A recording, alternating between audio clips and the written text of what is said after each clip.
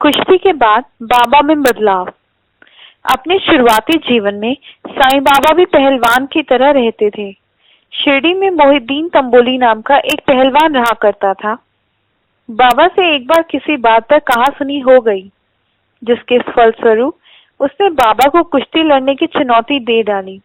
बाबा अंतर्मुखी थे, फिर भी उन्होंने उसकी चुनौती को स्वीकार कर लिया। फिर दोनों में बहुत देर तक कुश्ती होती रही। आखिर में बाबा उसे कुश्ती में हार गए। मोहिद्दीन से कुश्ती में हार जाने के बाद बाबा के रहन सहन और पहनावे में अचानक बदलाव आ गया। अब बाबा कफनी पहना करते, लंगोट बांधते और सिर पर सफेद कपड़ा बांधते जिससे सिर ढक जाए। आसन व सोने के लिए बाबा टाट का एक टुकड़े ही प्रयोग में लिया करते थे। बाबा फटे पुराने कपड़े पहनकर ही संतुष्ट रहते थे। बाबा सदैव अलमस्त रहते और कपड़ा, खाना, इन चीजों पर उनका ध्यान तक नहीं होता था। साईं बाबा सदैव यही कहते थे, गरीबी अव्वल बादशाही, अमीरी से लाख सवाही, गरीबों का अल्लाह भाई। इसका अर्थ यह है कि अमीरी से बड़ी बादशाहत गरीबी में है। इसका कारण यह है कि गरीब का भाई, बंधु या सहायक अल्लाह ईश्वर है। यदि इस पर विचार किया जाए तो उसे अमीरों को अनेक तरह की चिंताएं हर समय गहरी रहती थी। यह सदैव उन्हीं में पड़ा रहता है। लेकिन गरीब व्यक्ति सदैव ईश्वर को ही याद करता रहता है। वैसे भी अभावों में भी गरीबी में ही ईश्वर याद आता है और अन्यथा कोई ईश्वर को याद नहीं करता। जो व्यक्ति ईश्वर की भक्ति में लीन रहता है वह निश्चिंत रहता है और निश्चिंत रहने वाला व्यक्ति ही वास्तव में बादशाह है। इसलिए शायद बाबा ऐसा उच्चारण किया करते थे। कुश्ती का शौक पुणे तांबे के वैश्य संत गंगागीर को भी था। वे भी अक्सर शिरडी आते जाते रहते थे। एक समय जब वे कुश्ती लड़ रहे थे तब अचानक ही उनके मन में कुश्ती त्याग देने का भाव पैदा हो गया। फिर एक अवसर पर उन्हें महसूस हुआ जैसे कोई उनसे कह रहा हो कि भगवान के साथ खेलते हुए शरीर को त्याग देने में ही इस जीवन की सार्थकता है। वस्तुतः यह उनकी अंतरात्मा की आवाज थी, जिसका अर्थ यह था कि परमात्मा के श्री चरणों में लगन लगाओ। इस अंतरात्मा की आवाज को सुनने के बाद संत गंगागीर के मन में इस संसार से पूरी तरह वैराग्य पैदा हो गया और वे पूर्ण रूपेण आध्यात्म की ओर प्रवृत्त हो गए। इसके बाद में उन्होंने पुणे तांबे के नजदीक ही एक मठ बनाया और उसमें अपने शिष्यों के साथ रहने लगे।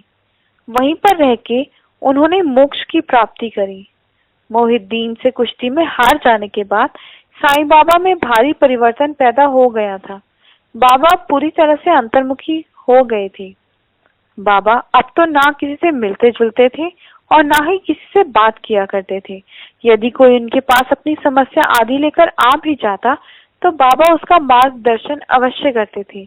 उनके श्री मुख से परमार्थ विचार ही निकलते और उन अमृत बोलों को सुनने वाले धन्य हो जाते। कुश्ती की घटना के बाद बाबा की जीवनचर्या भी पूरी तरह से बदल गई थी। अब बाबा का ठिकाना दिन में नीम के पेड़ के नीचे होता, जहाँ पर वे बैठकर अपने स्वरूप में लीन रहते। इच्छा होने पर गांव की मेड़ पर नाले के किनारे एक बबूल के पेड़ की छाया में बैठ जाते थे। संध्या समय बाबा वायु सेवन के लिए स्वेच्छा अनुसार विचरण करते थे। इच्छा होने पर बाबा कभी कभार नीम गांव भी चले जाया करते थे। वहां के बाबा साहब डेंगले से साईं बाबा को विशेष लगाव था। बाबा साहब डेंगले के छोटे भाई नाना साहब डेंगले थे। उन्होंने 2 विवाह किए, फिर भी वे संतान सुख से वंचित थे।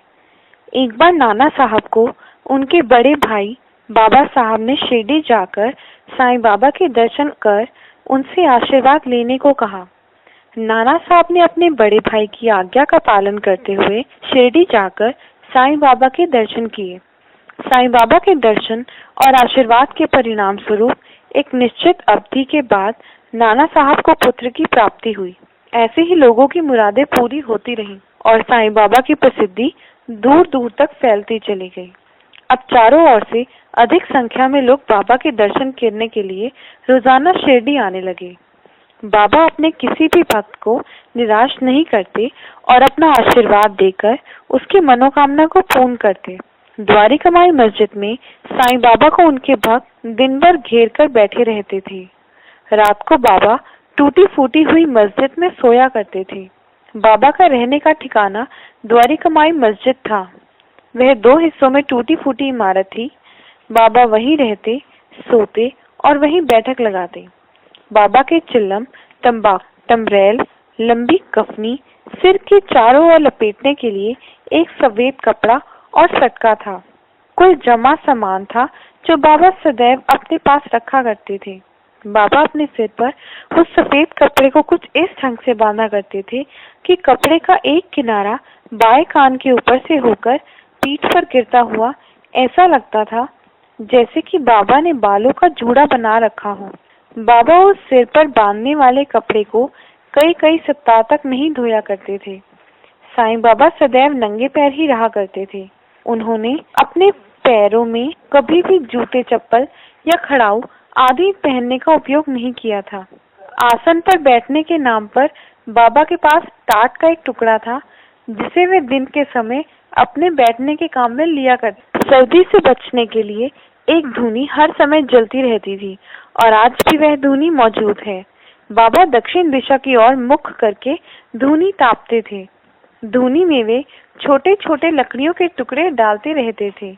ऐसा करके बाबा अपनी अहम इच्छा और आसक्तियों की आहुति दिया करते थे। कभी कभी लकड़ी के गट्ठर पर हाथ रखे बाबा धूनी को टकटकी लगाए देखते रहते थे।